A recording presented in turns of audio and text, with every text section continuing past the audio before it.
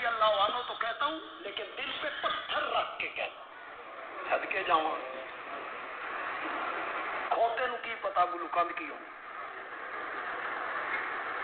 رضی اللہ عنہ تو کہتا ہوں لیکن دل پہ پتھر رکھ کے کہتا ہوں۔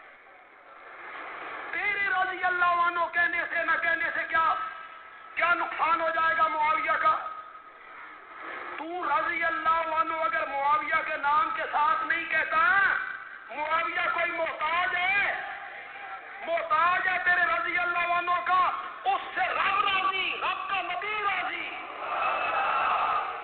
اس سے 50,000 صحابہ راضی، اس سے حضرت علی کے دونوں بیٹے راضی، حضرت حسن راضی، حضرت حسین راضی۔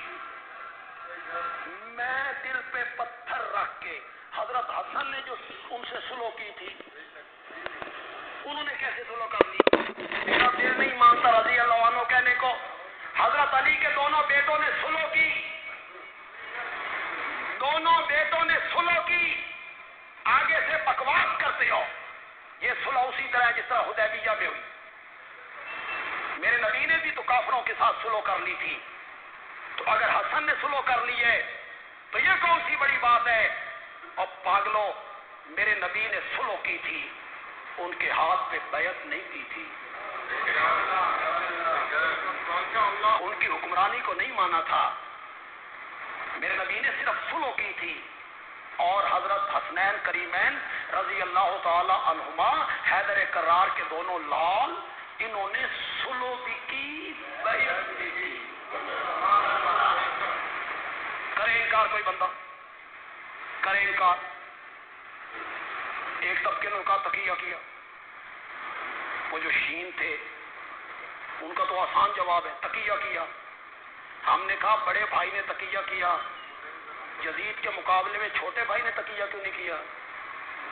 چھوٹا بھائی تو سینہ تان کے آ گیا، بڑے بھائی نے تقیہ کیوں کیا؟ معلوم ہوا بڑے بھائی نے صحیح سمجھا تو بیعت کی، تبھی تو بیعت کی نا۔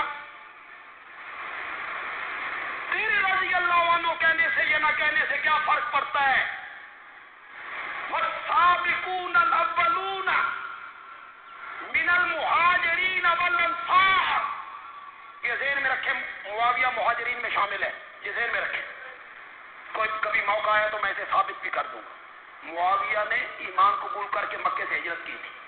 والسابقون الاولون من المہاجرین والانصار والذین اتبعوہم بإحسان، سارے مہاجر صحابہ، مدینے کے سارے انصار، والذین اتبعوہم، اور جنہوں نے ان مہاجرین اور انصار کی پیروی کی، سب کے بارے میں قرآن بولا رضی اللہ عنہم،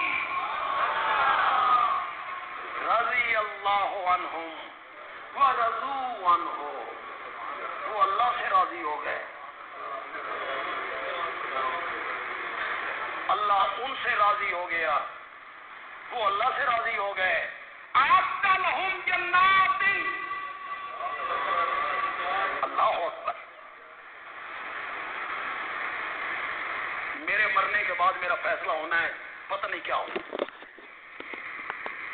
اللہ اچھا کر، آپ کے فیصلے مرنے کے بعد ہونے ہیں، اللہ اچھے فیصلے کر، اپنی رضا کے فیصلے کر، شفقت کے فیصلے کر دے، رحمت کے فیصلے کر دے، مہربانی کے فیصلے کر۔ اصل زندگی تو وہی کہ ہم جائیں اور اللہ کہے جاؤ، اللہ ایسا کر۔ میرے فیصلے تو ابھی ہونے ہیں، علماء دیوبند کے بھی ہونے ہیں، علماء بریلی کے بھی ہونے ہیں، علماء اہل حدیث کے بھی ہونے ہیں، نیک لوگ، برے لوگ، نمازی، بے نمازی، صالح، غیر صالح، سارے دے فیصلے حالے ہونے نہیں، تیرے بھی فیصلے حالے ہونے نہیں، جن پہ تو تنقید کرتا پھرتا ہے نا، ان کے فیصلے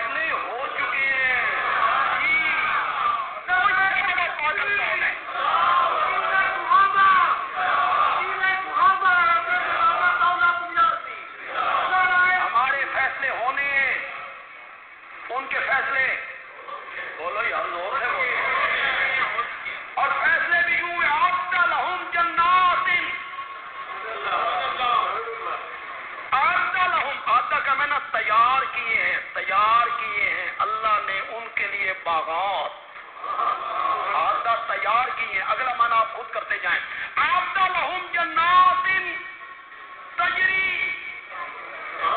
تحتها الانہار خالدین فیہا کا معنی ایک جملہ کہنا چاہتا ہوں بڑی مدت کے بعد کہا. اب تو کئی جگہوں پہ میں جلسوں پہ گیا ہوں ملک کے مختلف علاقوں میں تو لوگوں نے اس جملے کے بینر لکھوائے. میں نے کہا تھا کہ یہ جملے لکھو, بے شک میرا نام نہ لکھو لیکن ہے جملہ میرا, جملہ میں نے بولا ہے. تو لوگوں نے اس کے بینر لکھوائے. آپ کو پسند آئے تو پھر آپ کے ہاتھ بتائیں گے کہ یہ جملہ کتنا خوبصورت.